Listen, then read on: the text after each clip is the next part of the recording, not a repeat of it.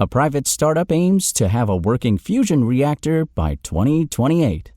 More on that in moments, but first, Waymo posted on X Tuesday that it has opened fully autonomous rides on LA freeways to its employees.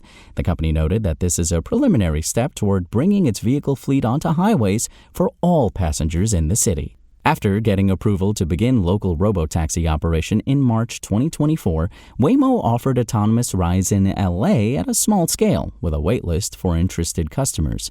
In November, the waitlist ended, so any Angelinos could call for a ride. But for a sprawling city like LA, having access to a highway is all but essential for getting around, so adding freeways to the car's capability would mark a big improvement on how useful Waymo robotaxis will be there. Waymo, which is owned by Google parent company Alphabet, has set its sights on its first international expansion. The business said it anticipates starting vehicle tests and mapping in Japan early this year. On the home front, Waymo is also slated to launch in Austin and Atlanta in early 2025. Building a working nuclear fusion reactor has proven to be a daunting challenge even for multiple wealthy nations, as we've seen with the much-delayed ITER project. However, a private startup called Helion thinks it can build one and start supplying energy by 2028 by taking a different approach than other reactors. Founded in 2013, Helion is in the news thanks to a $425 million funding round backed by billionaires like Sam Altman and Peter Thiel. With more than $1 billion raised, the company is now valued at $5.4 billion. Nuclear fusion, which combines hydrogen atoms to form helium, is the holy grail for green energy. It's carbon-free and, unlike current nuclear plants, produces no long-term radioactive waste. At the same time, reactors could produce enough electricity to power small cities. Sustained fusion reaction that produces more energy than it consumes has never happened, though.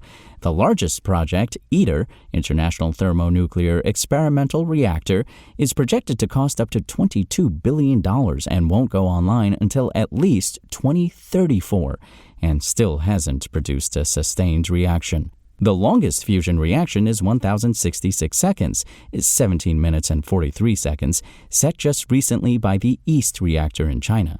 So how does Helion think it can succeed? Most experimental reactors compress plasma using magnetic or inertial confinement, which heats it enough to spark a fusion reaction. Once that happens, the fusion-generated heat powers a steam turbine to generate electricity. Helion is using a different approach by dispensing with the steam turbine. Fuel, deuterium and helium-3, is injected into both ends of the hourglass-shaped reactor, then heated to form a plasma. Magnets form the plasma into a donut shape and fire them at each other at speeds up to 1 million miles per hour. They collide in the narrow middle section of the reactor and are further compressed by magnets there. That heats them up to the magic 100 million degrees Celsius, creating fusion. As the plasma expands, it pushes back on the magnetic field from the machine's magnets, Helion explains on its website. By Faraday's law, the change in field induces current, which is directly recaptured as electricity, allowing Helion's fusion generator to skip the steam cycle. This system is simpler and potentially more efficient than a steam turbine. However, while the company has achieved fast enough pulse rates to achieve fusion, it has only done so on a small scale to date. There are some big engineering challenges to get to those high repetition rates at the kind of big pulse powers where we talk about millions of amps, CEO David Kirtley told TechCrunch. And that's the rub with every other reactor. Fusion produces a huge surge of energy all at once, and so far, no one has been able to control and harness that. Helion thinks its simpler system will help, but has yet to prove it can do it experimentally, let alone commercially. Still, the company says its 7th-generation reactor, Polaris, is now in operation, but has declined to share any results to date.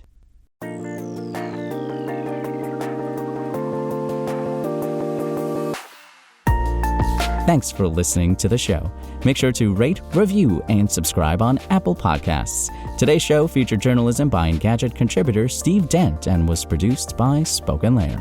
I'm Imran Sheikh, and as always, we'll talk more tomorrow. tomorrow.